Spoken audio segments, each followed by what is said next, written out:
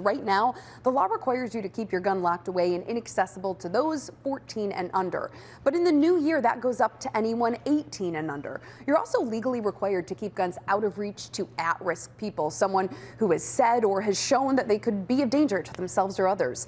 It also prohibits guns being accessible to prohibited persons. So let me translate what that actually means. Starting in 2026, if you live in Illinois and you own a gun, you are now legally responsible for making sure no minor under 18, no at-risk person or no prohibited person can access your firearm inside your own home. If they can, you're on the hook. And if that gun is accessed and someone gets hurt, you're not just looking at fines, you're looking at a serious civil liability. That's the part nobody explains, because this law isn't just about storage. It's about who gets blamed when something goes wrong. The moment the government tells you how you must store your gun, they've just handed lawyers a checklist. Now, the question isn't, did you act responsibly? It becomes, did you follow the law perfectly? And if the answer is no, even a little, you're exposed. Not criminal court, civil court, where the preponderance of the evidence wins. Now, let's talk about the part that actually gets people hurt. You see, these laws assume you'll always have time to unlock, time to fumble with the key, time to think. But danger doesn't schedule appointments. There was a real story about a man dealing with a possible home invasion. He followed the law, his gun was locked, the trigger was locked, it was unloaded,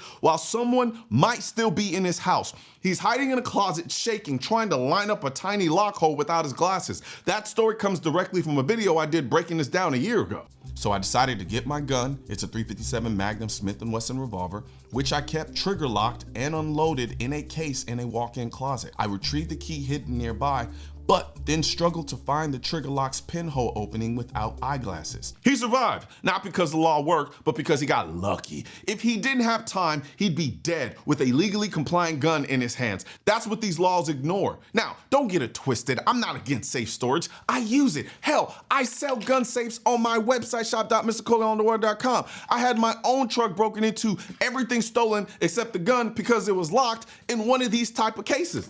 This one, to be more specific, because it was cabled down. Safe storage works when you choose it and it fits your life. But when the government mandates one version of safe, they don't make people safer, they make good people legally vulnerable and dangerous situations harder to survive. This law doesn't stop criminals, it just decides who gets blamed afterwards. And that is what you should actually be worried about.